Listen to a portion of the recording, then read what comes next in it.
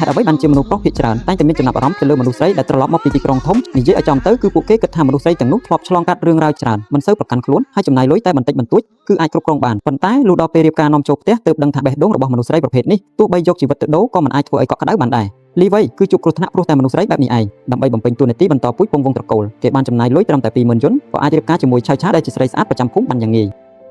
ប៉ុន្តែគេសូម្បីតែយល់សពក៏នឹកស្មានមិនដល់ដែរថារៀបការបានមិនប្រមាណថ្ងៃផងក៏បានបង្កើតរឿងរ៉ាវដ៏រន្ធត់ចិត្តមួយជូនគេហើយនេះគឺជាភាពយន្តដែលត្រូវហាមឃាត់មិនឲ្យចាក់ផ្សាយដោយសារតែខ្លឹមសារដ៏រសើបមានចំណងជើងថាឆៅឆាវលីវ៉ៃគឺជាយុវជនទំនើងម្នាក់នៅក្នុងភូមិដាច់ស្រយាលនៃខេត្តយូណានកាលពីប្រមាណឆ្នាំមុនគេទៅធ្វើការនៅខាងក្រៅតែមិនចំទិសដៅថែមទាំងប្រើកំហឹងវ័យមនុស្សម្នាក់ឲ្យពិការពាក់កណ្ដាលខ្លួនទៀតផងដើម្បីគេចពីការជាប់គុកគេក៏បានរត់មកពួននៅស្រុកកំណើតតែពេលមកដល់ភូមិគេនៅតែមិនកែចរិតគឺចេះគ្រប់សពទាំងការផឹកស៊ីលេងល្បែងនិងលេងស្រីឪពុករបស់គេបើករោងសិប្បកម្មបិទស្រាបុរាណតូចមួយនៅទីប្រជុំជនដោយលួចដាក់ទឹកលាយធ្វើជាស្រាក្លែងៗដើម្បីកោសលុយអ្នកភូមិគ្រួសារគេសន្សំលុយបានច្រើនពីមុខរបរគ្មានសុជីវធម៌នេះហើយត្រូវបានចាត់ទុកថាជាអ្នកមានមុខមាត់ម្នាក់នៅក្នុងភូមិប្រវត្តិគ្រួសារនេះពិតជាសំខាន់ណាស់លីវ៉ៃឃើញឪពុករបស់គេប្រើលុយដោះស្រាយបញ្ហាតាំងពីតូចដូច្នេះផ្នត់គំនិតរបស់គេគឺគិតថាគ្មានអ្វីដែលលុយទិញមិនបានឡើយបងឡើយដែលគេចាប់អារម្មណ៍លើឆៅឆាវមិនមែនដោយសារតែក្តីស្រឡាញ់នោះទេគឺដូចជាព្រាមព្រៃដែលឃើញសត្វរងគ្រោះដ៏ស្រស់ស្អាតអញ្ចឹងឆៅឆាវទើបតែត្រឡប់មកពីទីក្រុងដងគួននាងស្លៀកពាក់ទាន់សម័យនៅក្នុងភូមិដាច់ស្រយាលដែលពោពេញដោយធូលីដីនាងប្រៀបដូចជាគ្រាប់គុយខ្យងដែលធ្លាក់ទៅក្នុងកំណត់ធ្យូងដែលមានភាពលេចធ្លោខុសពីអ្នកដទៃទាំងស្រុងអ្នកភូមិចាប់ផ្ដើមនិយាយដើមខ្សឹបខ្សៀវថានាងធ្វើការងារមិនស្អាតស្អំនៅទីក្រុងដងគួនសូម្បីតែក្មេងៗអាយុ 7-8 ឆ្នាំក៏គិតបែបនោះដែ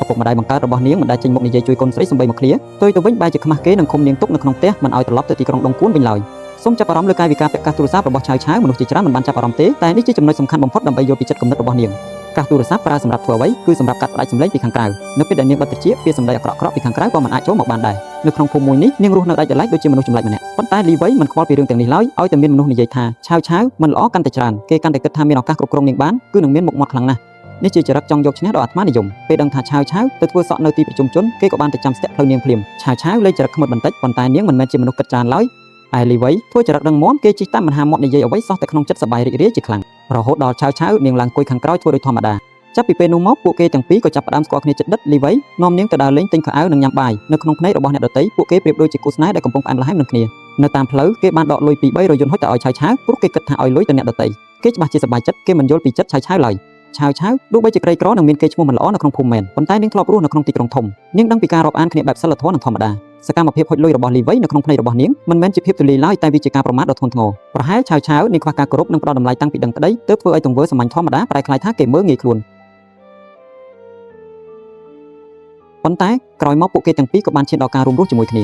ត្រង់ចំណុចនេះខ្ញុំត្រូវនិយាយការពិតថាឆៅឆាវគឺមានផែនការផ្ទាល់ខ្លួនរបស់នាងក្រោយពេលរួចរាល់នាងបានអង្គុយនៅមាត់ក្រេបង្ហាញទឹកមុខត្រជាក់ស្រេបដូចជាមនុស្សម្នាក់ផ្សេងទៀតអញ្ចឹង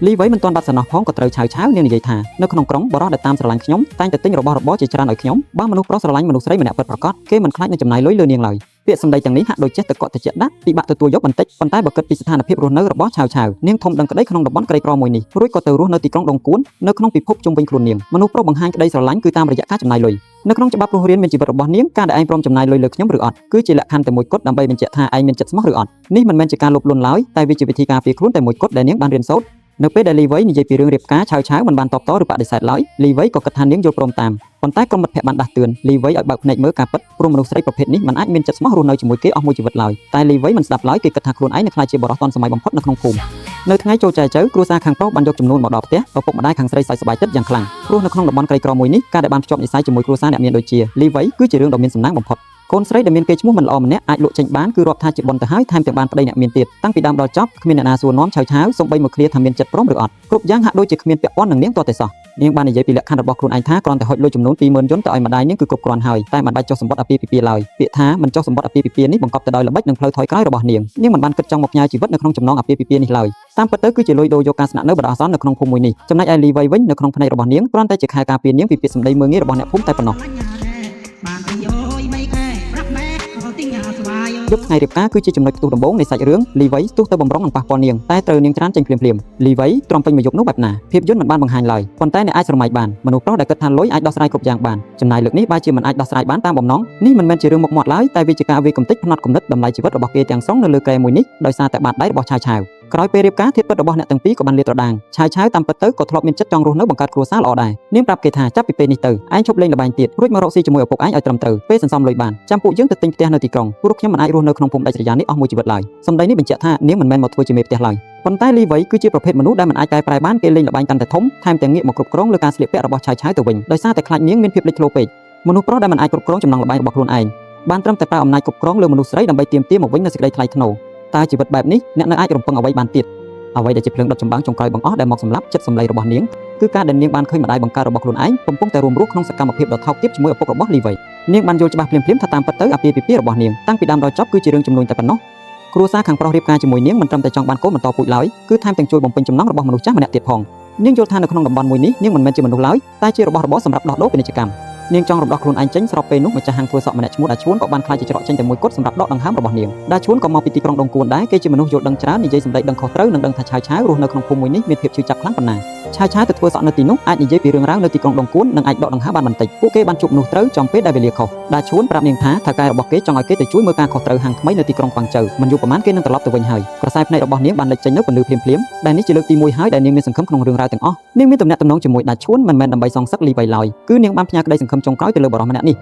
នាងចង់ចាក់ចេញពីពួកជ្រៅមួយនេះខ្លាំងណាស់បើមិនរត់ទេនាងខ្លាចខ្លួនឯងនឹងរស់នៅមានវាសនាដូចជាម្ដាយរបស់នាងប៉ុន្តែភូមិមានទំហំតូចខ្លាំងណាស់រឿងរ៉ាវរបស់នាងនឹងដើរឈួនបានដើរចូលទៅដល់ត្រចៀករបស់លីវៃយ៉ាងលឿនមនុស្សដែលធ្លាប់តែមានចរិតកាចសាហាវស្រាប់តែប្រែជាស្ងប់ស្ងាត់មិននិយាយសំបីមួយឃ្លាភាពស្ងប់ស្ងាត់បែបនេះគឺគួរឲ្យខ្លាចជាងការបញ្ចេញកំហឹងទៅទៀតវាជាការលាក់ទុកនៅផែនការដ៏សាហាវមួយគេបានលួចស្ដាប់ទូរស័ព្ទរបស់ឆាវឆាវនិងដាឈួនហើយបានដឹងពីពេលវេលាដែលពួកគេរៀបនឹងចាក់ចេញគេបានប្រើឈ្មោះឆាវឆាវទៅបោកបញ្ឆោតដាឈួនឲ្យមកជួបនៅកន្លែងដែលគ្មានមនុស្សនៅក្នុងផ្នត់គំនិតរបស់គេឆាវឆាវគឺជារបស់របរផ្ទាល់ខ្លួនដែលគេបានចំណាយលុយ20000យន្តទិញមកនរណាហ៊ានប៉ះពាល់របស់គេនឹងយកជីវិតមនុស្សនោះភ្លាមឧបករណ៍នោះមិនត្រឹមតែវាយកំទេចក្បាលរបស់ដាឈួនឡើយគឺបានវាយកំទេចរាល់ក្តីសង្ឃឹមចុងក្រោយក្នុងការចាក់ចេញរបស់ឆាវឆាវទាំងស្រុងចំណែកឯឆាវឆាវវិញមិនបានដឹងរឿងរ៉ាវអ្វីឡើយនាងបានទៅអង្គុយរងចាំនៅស្ថានីយ៍ឡានពេញមួយថ្ងៃដោយមិនដឹងថាមនុស្សដែលសន្យានាំនាងចាក់ចេញបានខ្លាចជាសពបាត់ទៅហើយនាងគិតថាដាឈួនបោកប្រាស់នាងដូចជាអ្នកដទៃដែរនាងបានអស់រាងកាយដុតទន់ខ្សោយត្រឡប់មកផ្ទះវិញជីវិតរបស់នាងបានប្រែជាទទេស្អាតដូចជាសម្បកកាយដែលគ្មានព្រលឹងលីវៃធ្វើដូចជាគ្មានរឿងរ៉ាវអ្វីកើតឡើងស្រាប់តែបបួលនាងធ្វើដំណើរត្រឡប់ទៅផ្ទះម្ដាយខាងស្រីនិងបានទិញចំនួនជាច្រើននាងឡើងមកអង្គុយនៅខាងក្រោយកែបម៉ូតូបរិយាកាសស្ងប់ស្ងាត់គួរឲ្យខ្លាចម៉ូតូបានបើកចូលទៅក្នុងផ្លូវរួមក្រោមដីដងងឹតក្រសែភ្នែកកាមេរ៉ាមិនបានដើរចូលទៅតាមឡើយបន្ទាប់ពីរងចាំមួយសន្ទុះធំម៉ូតូក៏បានបើកចេញមកក្នុងពន្លឺម្ដងទៀតប៉ុន្តែនៅលើម៉ូតូមានសតតែលីវៃម្នាក់ឯងតែប៉ុណ្ណោះអ្នកដឹកនាំរឿងមិនបានបង្ហាញថាមានរឿងរ៉ាវអ្វីកើតឡើងនៅក្នុងផ្លូវរួមក្រោមដីដងងឹតនោះទេហើយក៏មិនបានប្រាប់ថាតើឆាវឆាវមានជីវិតរស់ឬស្លាប់ដែរប៉ុន្តែសកម្មភាពក្រវែងចោលរបស់ចំនួនរបស់លីវៃ